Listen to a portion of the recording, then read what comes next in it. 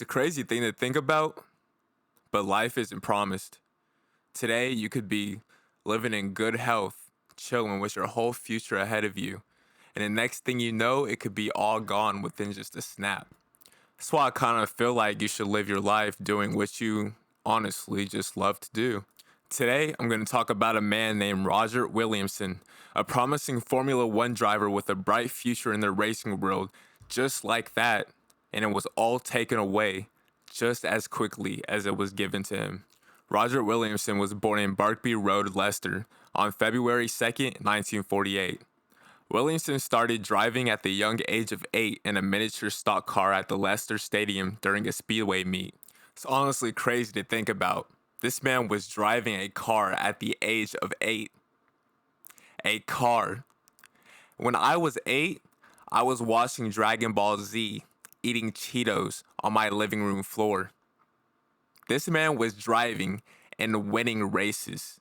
That was not an 8-year-old kid. That was a grown man. But moving on. For the next 6 years after that, Williamson would participate in junior kart races, making a name for himself while rising to the top class. And if you're not familiar with what the top class is, it's pretty much self-explanatory. It's pretty much where you're just driving professionally now. Like, you went from little races with the kids and stuff, and you're up now and you're driving against other grown men, which really wasn't anything because this man Williamson was a grown man himself, I say again. During this 6-year duration, Williamson managed to win 125 trophies. 125. And also finished his last season Class 4 champion of Britain, which is a pretty big deal. And not only that, at one time in one of his races, he was checked in at going 114 miles per hour, which at the time was the fastest speed for a kart to ever have been known to travel. This man was making moves. And not to mention, he was only 14 at this time. So, yeah. At the age of 19 in 1967, Williamson ended up switching to mini racing with his friend Chris Randall, who prepared a 850 saloon for him. During this season, he had 18 races, which resulted in 14 wins. He was completely decimating the competition pretty much. But for the next 2 years after that, Williamson would enter races where it would almost seem as if it was foreshadowing his future. For instance, the majority of the races that Williamson entered in 1968 ended with his car on fire, pretty much. His F3 racing car caught on fire, so he had to switch to a 1300cc Mini, and his Cooper T72 that didn't end in a fire, but was completely destroyed in a crash. Now, a dude like me at this point, I would have called it a day. I would have put the keys down. I would have went inside my house and slept and, looked forward to my life. But Williamson, he didn't do that. He saw that he had a goal, he could accomplish it, and he went on forward. It was a good thing that he did too, because in 1969, literally a year after all that stuff happened, future success came. He ended up winning at Mallory Park 4 times, a win at Thruxton, plus 2 seconds at Brands Hatch, a second place at Silverstone, and a third place at Snetterton, Castlecombe, and Mallory Park. Now, I don't know too much about these races and how the competition was back then, but I know Williamson was once again completely destroying the competition. In 1971, he made the step up to F3 and quickly became successful, taking championships such as the Lombard and Forward Trust, also further engraving his name in races he's already been in, such as Mallory Park and Thruxton.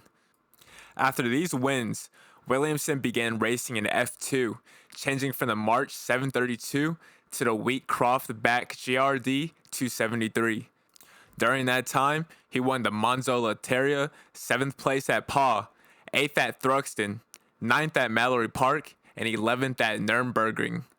Victory just kept following after him, but it wasn't until Williamson entered his first Grand Prix in 1973 at the GP British that things started to take a turn for the worse. In just only his first race, he qualified for the Dutch GP at 22nd place, despite the fact in the very first lap, Williamson got caught up in another racer's crash named Jody Scheckter that caused up a pileup of multiple cars. The funny thing about the incident, though, after the race, Williamson said, "I'm just glad there was no fire because we all had full tanks." Interesting. Williamson kept marching on, ended up racing in the Dutch GP, where his life was stopped to a halt. Everything was going fine, and Roger was racing in the March 713 GS when the front left tire unexpectedly exploded in the 8th lap, where he ended up hitting a guardrail, causing Williamson's car to flip upside down. There was also damage to the left-hand fuel tank that caused a fire to erupt from the car.